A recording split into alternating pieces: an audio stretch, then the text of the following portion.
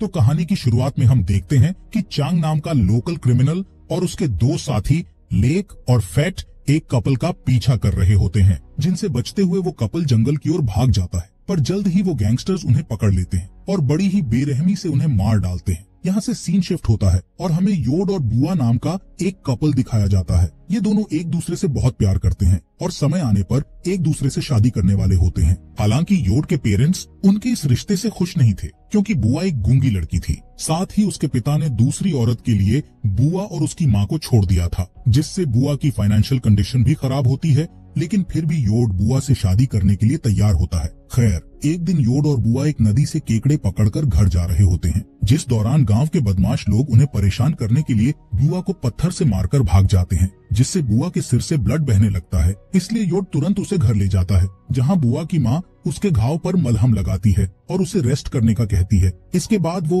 योड के पास जाती है और उससे कहती है कि तुम्हें एक अच्छी लड़की और अच्छा ससुराल मिल सकता है, इसलिए अब से तुम्हें बुआ से मिलना बंद कर देना चाहिए। जिस पर योड कहता है कि मैं बुआ से सच्चा प्यार करता हूँ और मुझे गांव वालों की बातों से भी कोई फर्क नहीं पड़ता है। इस तरह योड अपने परिवार और गांव वालों के खिलाफ होने के बावजूद भी बुआ के साथ रहने का डिसीजन लेता है। वो दोनों अगले दिन फिर से मिलते हैं और एक दूसरे के साथ टाइम स्पेंड करने के लिए मछलियाँ पकड़ने जाते हैं और उन्हें पकाकर एक साथ खाते हैं। इसी गांव में चैंग और उसके दो साथी भी रहते हैं, जिन्हें देखकर ऐसा लगता है कि उनके पास लोगों को तकलीफ पहुंचाने के अलावा कोई और काम नहीं है। इसके अलावा वो लोगों के सामान और उनके पैसों को चुराकर अपना गुजारा करते थे। चैंग की एक पत्नी भी है, जो अक्सर चैंग को उसके बिहेवियर के लिए डांटती रहती है, लेकिन चैंग उस पर ध्यान नहीं देता था। एक दिन जब योड और बुआ मछलियाँ पकड़कर घर जा रहे होते हैं, तब चांग और उसके दोनों साथी उनके सामने आ जाते हैं और उनसे मछली से भरी बाल्टी छीनने लगते हैं। यहाँ चैंग बुआ को भी परेशान करता है, जिससे योड उसे बचाने की कोशिश करने लगता है, लेकिन वो सभी आसानी से उस पर हावी हो जाते हैं। तभी चांग की पत्नी वहाँ आ जाती है,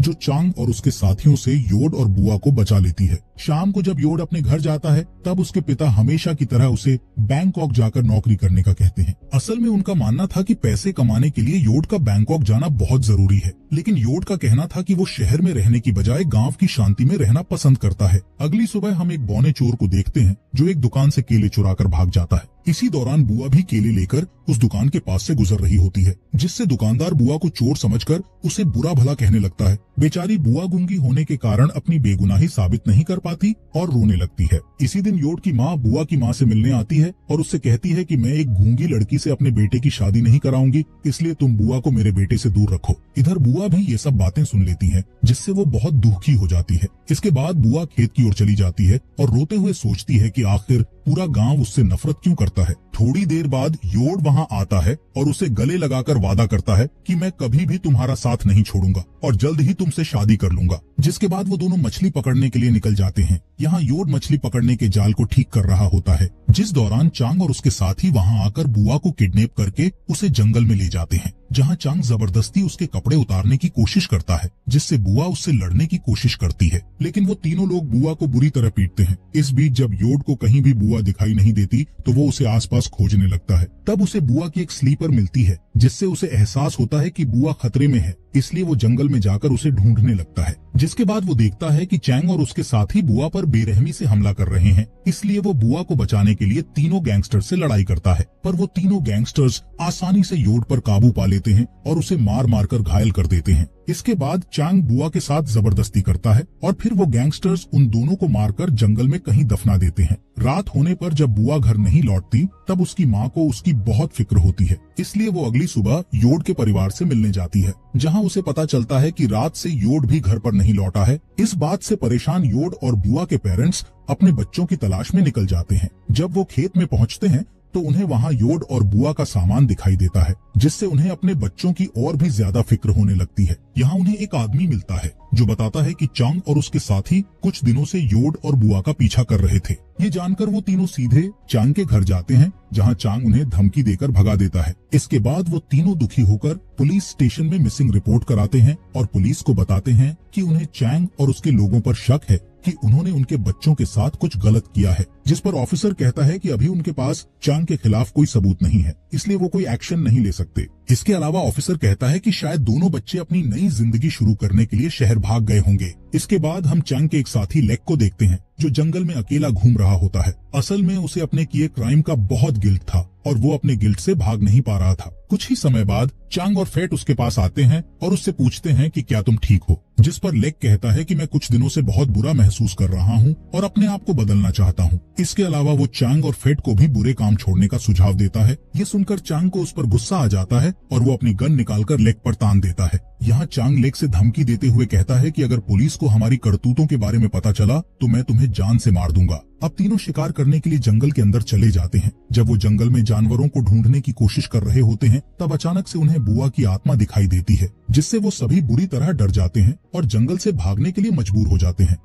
रात में वो तीनों गैंगस्टर्स कुछ लड़कियों के साथ ड्रिंक करते हुए एंजॉय कर रहे होते हैं, जिस दौरान लेक वॉशरूम का कहकर बाहर आ जाता है। जब वो बाहर होता है तब उसे जमीन पर एक सफेद कपड़े पहने हुए लड़की दिखाई देती है, इसलिए लेक धीरे धीरे उसके पास आता है और उसे पलटकर देखने की कोशिश करता है। जब वो उस लड़की को पलटता है तब उसे पता चलता है कि वो लड़की कोई और नहीं बल्कि बुआ है। बुआ को देखकर लेक बहुत डर जाता है, इसलिए वो तुरंत अपने दोस्तों के पास भागता है। खैर, वो तीनों पार्टी खत्म करने के बाद अपने अपने घरों में लौट जाते हैं, लेकिन उन सभी को बुआ का बहुत डर था। खासकर लेक को ज्यादा डर लग रहा होता है। जब वो अपने बेड पर जाता है तब उसे बार बार बुआ दिखाई देती है जो कि उस पर हमला कर रही होती है। इस बात से परेशान होकर लेक को पूरी रात नींद नहीं आती। अगली सुबह लेक फेट से मिलता है और उससे बात करते हुए उसे अपने कल रात वाले डरावने इंसिडेंट के बारे में बताता है, जिससे फेट हैरान हो जाता है और बताता है कि मुझे भी इस तरह के डरावने विजन्स आ रहे हैं। यहाँ लेक फेट को गांव छोड़कर शहर में नौकरी ढूंढने का कहता है ताकि वो इस मुसीबत से दूर जा सकें।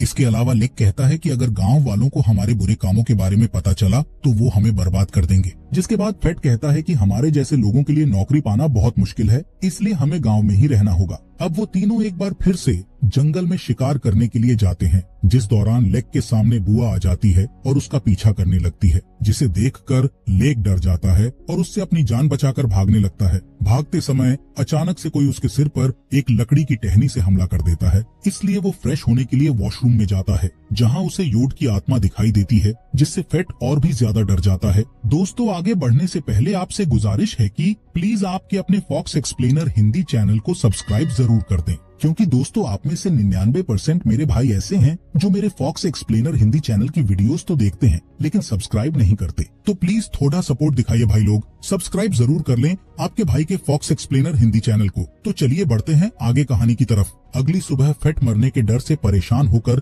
मंदिर में जाता है, जहां वो अपनी जान बचाने के लिए भगवान से प्रार्थना करता है। इसके बाद वो चैंग से मिलता है, उसे बताता है कि मैं गांव वालों के सामने अपने गुनाहों को कबूल करने वाला हूँ। इस बात पर चांग को बहुत गुस्सा आता है और वो फेट के चेहरे पर मुक्का मारकर उसे चुप रहने का आदेश देता है। लेकिन फेट अब और चुप रहना नहीं चाहता था, इसलिए वो जिद करने लगता है कि वो गांव वालों को सब कुछ बता देगा। इस बात पर चांग उसे बेरहमी से पीटने लगता है और जान से मारने की धमकी भी देता है, इसलिए फेट उससे डरकर शांत हो जाता है। इसी रात चांग को भी एक डरावना सपना आता है, जिसमें चांग को योड और बुआ की आत्मा ने बेड से बांध दिया होता है और वो दोनों आत्मा उसे परेशान कर रही होती है। साथ ही वो एक कुल्हाड़ी लेकर चांग के पास आ रहे होते हैं। अगले दिन हम फेट को देखते हैं जो पास की ही एक नदी में मछली पकड़ रहा होता है, जिस दौरान उसे एक डरावनी आवाज सुनाई देती है, जिससे वो बहुत घबरा जाता है और चारों ओर देखने लगता है, पर उसे वहाँ कोई भी नजर नहीं आता है। तभी अचानक उसे पानी में किसी चीज के गिरने की आवाज सुनाई देती है, जिससे वो और भी ज्यादा घबरा जाता है। अब डरते हुए वो जंगल से भागने की कोशिश करता है, लेकिन तभी उसे पीछे से कोई पकड़ लेता है और जबरदस्ती पानी में डुबाने लगता है, जिससे फेट की भी मौत हो जाती है। यहाँ लेक और फेट की अचानक से मौत होने के कारण चांग के पिता को अपने बेटे की भी फिक्र होने लगती है, इसलिए वो चांग से कहता है कि तुम्हें अपने गुनाहों को कबूल कर लेना चाहिए और अगर तुमने ऐसा नहीं किया तो तुम्हारा हाल भी तुम्हारे साथियों की तरह हो जाएगा। मगर चांग अभी भी अपने गुनाहों को कबूल करने से साफ इनकार कर देता है, क्योंकि उसे डर था कि अगर उसने अपने गुनाहों के बारे में सब बता दिया तो गांव वाले उसे पुलिस के हवाले कर देंगे और फिर उसे सजा के तौर पर जेल भेज दिया जाएगा। इसके बाद जब रात में चांग अपनी वाइफ के साथ सो रहा होता है, तब उसे किचन से कुछ आवाज सुनाई देती है, जिसे सुनकर वो चौंक जाता है और अपनी वाइफ को जगाकर उससे पूछता है कि क्या तुमने अभी किचन से कोई आवाज सुनी थी। यहाँ वाइफ उसे कुछ जवाब देने के बजाय उसे बुरी तरह डांटती है क्योंकि चैंग ने उसे जगाकर उसकी नींद खराब कर दी थी। खैर, चांग की वाइफ दोबारा सो जाती है और चांग भी सोने की कोशिश करता है, पर तभी चांग को एक बार फिर से वही आवाजें सुनाई देती हैं, जिससे चैंग बुरी तरह डरने लगता है। इसलिए वो तुरंत उठता है और लाइट ऑन करने के लिए जाता है, जहाँ उसे पता चलता है कि उसके घर की ट्यूब लाइट खराब हो गई है। अब क्योंकि चांग को अंधेरे से डर लग रहा था, इसीलिए वो मोमबत्ती जलाने का सोचता है, पर जब वो मोमबत्ती जलाता है तब मोमबत्ती अपने आप ही बुझ जाती है। जिसके बाद चांग दोबारा उस मोमबत्ती को जलाता है और जैसे ही वो पीछे मुड़ता है तो उसके सामने बुआ की आत्मा आ जाती है, जिससे चांग बुरी तरह डर जाता है। पर किसी तरह वो एक चाकू उठाता है और बुआ के ऊपर बार बार अटैक करने लगता है, जिस दौरान उसे एहसास होता है कि उसने चाकू से बुआ पर नहीं बल्कि अपनी वाइफ पर हमला किया था और इस हमले से उसकी वाइफ की मौत भी हो गई है। यहाँ चैंग को विश्वास नहीं हो रहा था कि उसने अपनी ही वाइफ को मार दिया है। जिसके बाद चांग एक बच्चे की तरह रोने लगता है। तब उसके पीछे से एक अनजान इंसान आता है और उस पर हमला करके उसे बेहोश कर देता है। थोड़ी देर बाद जब चांग को होश आता है तो वो खुद बंधा हुआ पाता है। तभी वहाँ योड और बुआ आते हैं, जो कि अभी भी जिंदा थे। चांग उन दोनों को जिंदा देखकर बहुत हैरान हो जाता है। यहाँ योड और बुआ रिवील करते हैं कि चांग और उसके साथियों ने उन दोनों को जिंदा दफनाया था। साथ ही जब